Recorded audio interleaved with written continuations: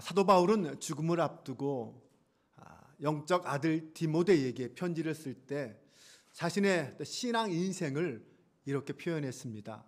나는 선한 싸움을 싸우고 나의 달려갈 길을 마치고 믿음을 지켰으니 이제 후로는 나를 위하여 의의 면류관이 예비되었으므로 주곧 의로우신 재판장이 그날에 내게 주실 것이며 내게만 아니라 주의 나타나심을 사모하는 모든 자에게도니라. 바울이 이렇게 고백할 수 있었던 것은 그가 평생에 살든지 죽든지 자신의 몸에서 그리스도가 존귀하게 되기를 소망하며 그렇게 살았기 때문이었습니다. 어떻습니까? 오늘 우리도 바울처럼 오늘이 인생의 마지막이라면, 오늘이 내 인생의 마지막 순간이라면 나는 지금까지 믿음을 지키며 선한 싸움을 싸우고 여기까지 달려왔습니다. 나는 지금 죽어도 여한이 없습니다. 하나님은 이런 나를 위해 의의 면류관을 예비해 두고 계십니다. 이렇게 고백할 수 있을까요? 만약 나의 삶 전체를 통하여 주님을 존귀하게 하고 나의 삶이 복음을 전하는 통로로 쓰임받는 삶이었다면 우리는 그렇게 고백할 수 있을 것입니다. 적어도 우리 그리스도인들에게는 이런 삶이 가장 복된 삶이 아닐까요? 오늘 본문은 베드로를 통하여 욥바의 다비다라는 여인이 죽었다가 다시 살아나는 그 놀라운 기적의 이야기를 우리에게 전해주고 있습니다. 다비다는 이 성경의 여제자라고 불린 유일한 여인입니다. 그만큼 그녀는 복음을 위해 산 사람이었습니다. 그녀가 죽었다가 다시 살아난 이 기적을 통해서 많은 사람이 주님께로 돌아왔고 하나님께 영광을 돌리게 되었습니다. 그녀의 삶 전체가 복음을 전하는 통로가 된 것입니다. 오늘 말씀을 통해서 우리의 삶도 다비다와 같이 복음을 전하는 통로로 쓰임받을 수 있기를 주님의 이름으로 축원합니다. 다비다는 욥바라는 동네에 살았습니다. 예수님을 잘 믿었고 누구보다 열심히 믿었고 많은 사람들에게 영향력을 끼치는 여제자였습니다. 특별히 하나님께서 그녀에게 주신 은사는 구제였습니다. 오늘 39절에 그녀를 소개할 때 이렇게 소개합니다. 선행과 구제하는 일이 심히 많았다. 그 정도로 그녀의 선행과 구제는 소문이 났습니다. 그녀의 삶 전체가 선행이었고 자비와 구제를 통하여 이웃들에게 선한 영향력을 끼치는 그런 여인이었습니다. 특히 그녀는 당시에 힘없는 과부들, 그들을 위해서 겉옷과 속옷을 지어주면서 사회적으로 소외당하고 힘없고 가난한 사람들, 그들을 도와주었습니다. 그런 다비다가 병이 들어 죽게 되었습니다. 그녀를 의지하며 그녀에게 도움을 받으면서 살아가던 그 사람들에게는 엄청난 충격이었을 것입니다. 물론 우리도 누구나 사람은 때가 되면 죽는다는 것을 알고 있습니다.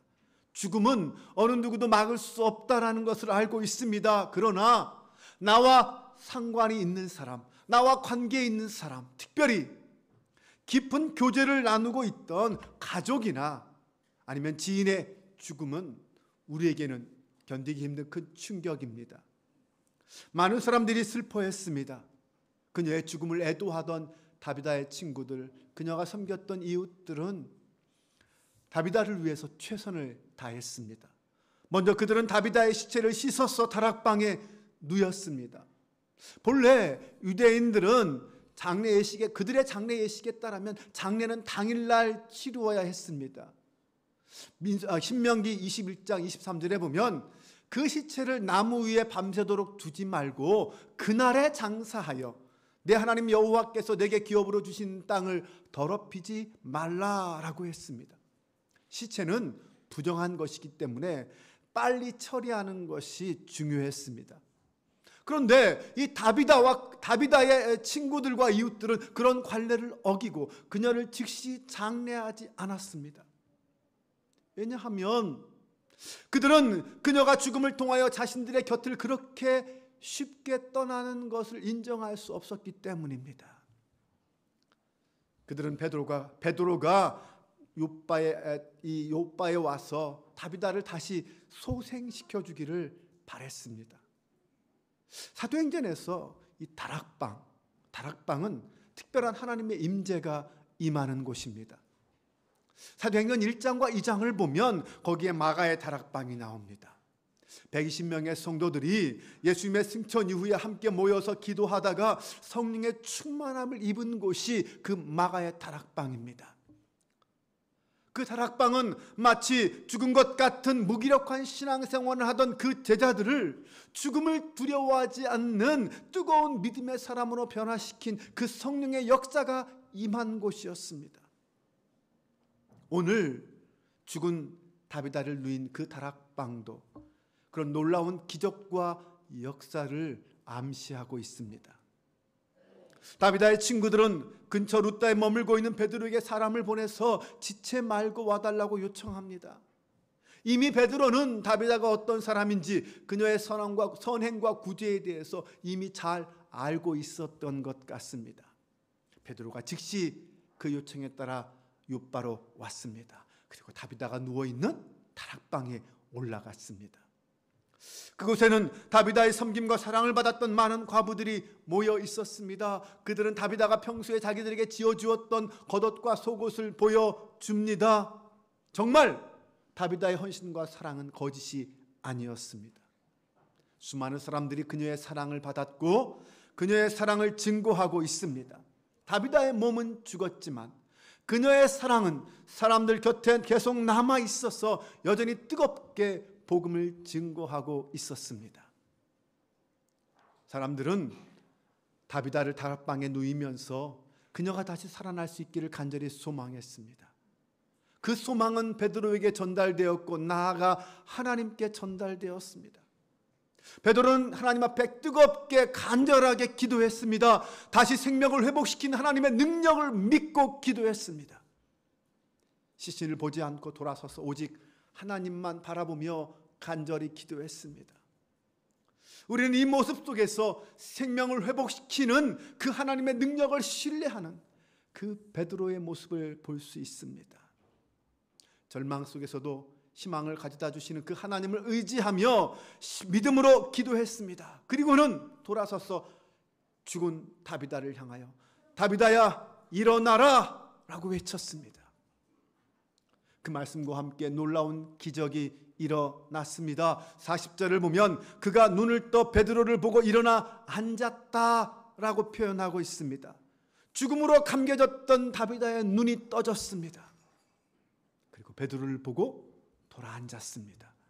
베드로는 그녀를 일으키고 성도들과 과부들을 불러서 다비다가 다시 살아난 것을 보여주면서 그들을 위로하고 그녀가 살아난 것이 바로 하나님의 은혜임을 알려주었습니다. 네, 맞습니다. 다비다가 살아난 것은 하나님의 은혜였습니다. 베드로의 믿음과 강력한 기도를 하나님이 들어주신 것입니다. 그렇게 다시 살아난 다비다는 하나님의 은혜와 영광을 다시 한번 경험하게 되었고 함께했던 사람들은 기쁨이 충만하게 되었습니다. 사랑하는 여러분, 오늘 우리의 믿음은 어떤 믿음입니까? 죽은 자를 살리는 믿음입니까? 믿는 자에게 능치 못함이 없다고 믿는 믿음입니까? 아니면 나의 구원을 확신하는 천국을 믿는 믿음입니까? 찰스 스펀전 목사님이 이런 말씀을 하셨습니다. 형제여, 가능한 대로 큰 믿음을 가지십시오.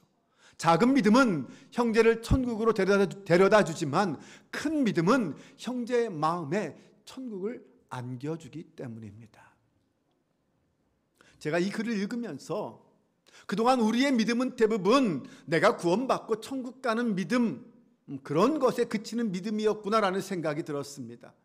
네, 우리는 구원을 내가 죽어 천국 가는 것, 그 정도로 생각합니다. 네, 그것도 틀리진 않습니다. 하지만 그런 믿음은 작은 믿음입니다. 큰 믿음은 지금 이곳에서부터 천국을 누리며 사는 것입니다. 하나님이 이미 내 안에 천국을 선포하셨음을 믿고 지금 여기에서 하나님 나라 천국을 누리며 사는 것입니다. 지금 여기에서 천국을 누리며 살지 못하면 나중에 죽음 이후에도 천국을 누리지 못합니다. 하나님은 두세 사람이 모인 곳에 너희와 항상 함께 하시겠다고 약속하셨습니다. 하나님이 함께 하시는 것, 하나님이 주인 되어 다스리시는 그 주권의 땅, 바로 그곳이 천국입니다.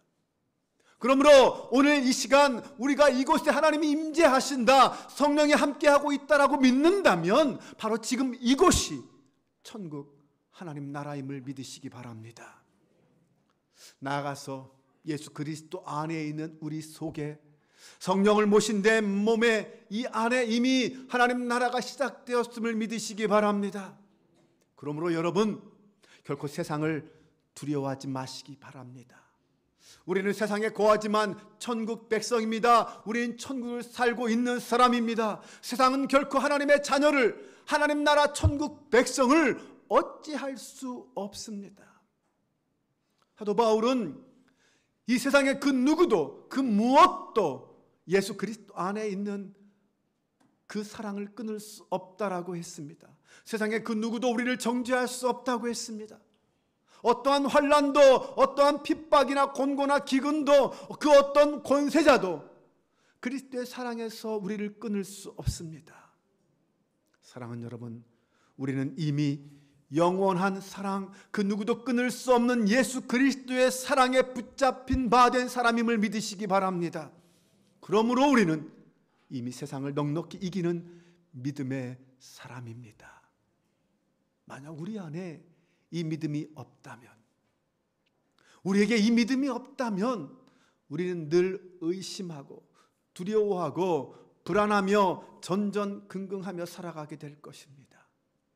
오늘 우리는 이 믿음의 선택을 해야 합니다. 늘 두려움과 불안 속에 전전긍긍하며 살아갈 것인가?